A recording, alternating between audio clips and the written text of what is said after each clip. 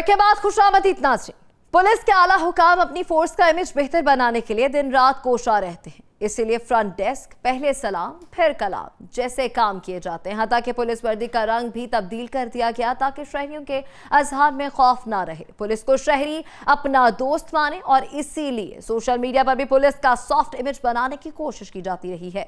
एक तरफ पुलिस के आला हुकाम पुलिस फोर्स की बेहतरी के लिए काम करते हुए दिखाई देते हैं, दूसरी जानिब पुलिस एहलकारों ने अपने ही अफसरान बाला के सर शर्म से झुका दिए हैं।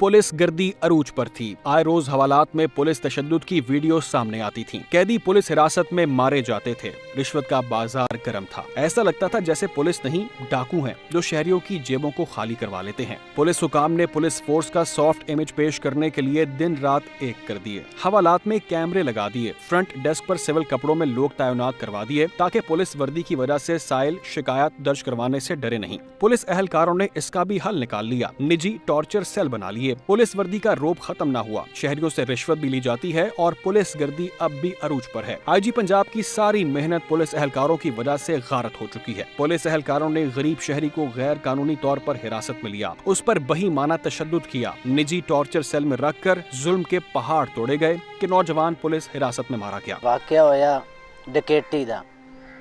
उस डकैती दे केस दे विच मेरे भाई नूं लै के गए तारिक नवीद नूं शक दी बिना ते SHO इजाज, तफ्तीशी थानेदार आबिद राणा आबिद लैके गए। ठीक तकरीबन अद्धे घंटे बाद 20 मिनटा बाद मेरा मामा चक दा नंबरदार 3-4 होर बंदे मगर गए। उन्हें कोई भी गल नहीं सुनी, किसी किस्म की गल नहीं सुनी।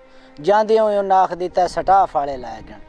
ठीक अद्धे घंटे बाद फिर पता लगा बई वो स्टाफ वाले कोई नहीं लै के गए, ओनू ये जनाब अली राणा आबिद लै के गया। ठीक हो गया। उस तो बाद मेरे अल कॉल गई। फर्स्ट टाइम मैं आ गया। मैं मेरे चंद दोस्त असी थाने दे विच गए। असी जनाब अली इजाज नू मिले, तफ्तीशी राणे आबिद नू मिले। इन्ना कोई भी साड़ी गल नहीं सुनी। इन्ना आख्या साडे कोल बंदा है ही नहीं। 2 दिन तो बाद असी इधर दौड़ उधर दौड़। 2 दिन तो बाद इन्ना आख्या जी बंदा साडे कोल है, लिहाजा उन्हां दी तफ्तीशी ओदी तफ्तीश बड़ी कीती। किहड़ियां तफ्तीशियां? CO स्टाफ वालियां। CO दे अदारियां चों पता कीता। उन्हां आख्या जी कोई बंदा तारिक नामी इत्थे बंदा नहीं आया। कुट के उन्होंने हालत खराब कर दी। फिर जनाब अली असी उन्होंने रिश्वत उन्हें मंगी। पुलिस वालियां ने रिश्वत साडे कोल नहीं सी, असी गरीब बंदे सी। रिश्वत उन्होंने मंगी, असी नहीं दे सके, माड़े बंदे सी। फिर असी तकरीबन 10-20 बंदे लैके गए। तफ्तीशी थानेदार ने साड़ी कोई गल नहीं सुनी। बंदे नूं टॉर्चर करते रहे, मारते रहे। इतनी तफ्तीश की कि वो बंदे ने खाना पीना छड़ दिता। जिस टाइम खाना पीना छड़ दिता उस नूं गलना ने किसी चंगे हस्पताल दे विच, वो इत्थों ढिल्लो दे हस्पताल चों गोलियां टीके गोली करा, इधरों करा उधरों करा। इन्ना हिक भी साड़ी कोई भी गल नहीं मनी। असी दुराने डॉक्टर कोल जदों जाके जांदे सी सानू ठुड्डे मार गालां कढ, खास करके राणा आबिद ते इजाज इन्हां ने बेइज्जत करके उत्थों भजा देना। इन्हां कोई भी नहीं साड़ी सुनी।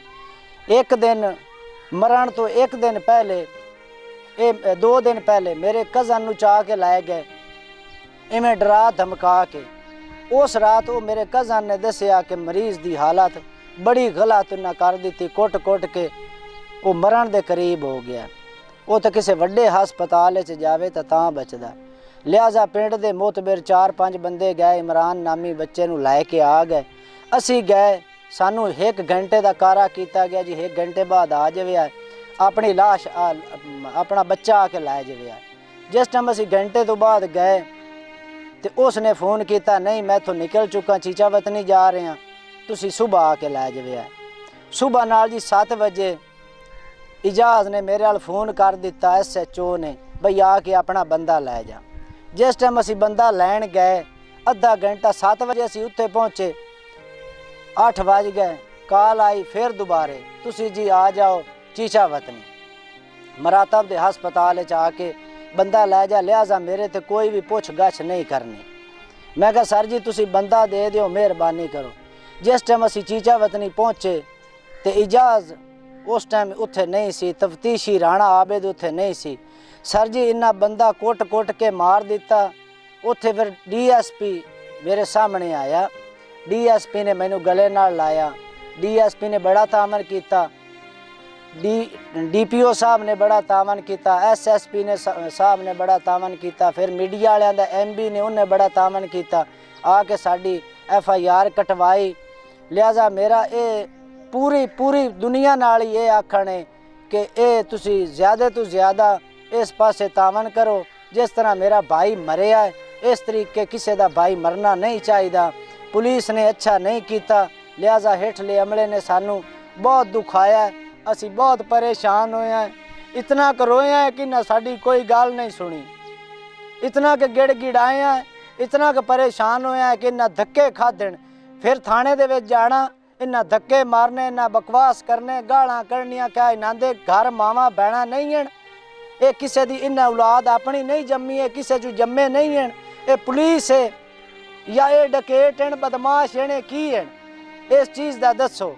ਮੇਰਾ ਆਖਣ ਇਹ ਹੈ ਕਿ ਜਿਸ ਤਰ੍ਹਾਂ ਮੇਰਾ ਭਾਈ ਇਹਨਾਂ ਨੇ ਮਾਰ ਕੇ ਕਤਲ ਕਰ ਦਿੱਤਾ, ਇਸ ਤਰੀਕੇ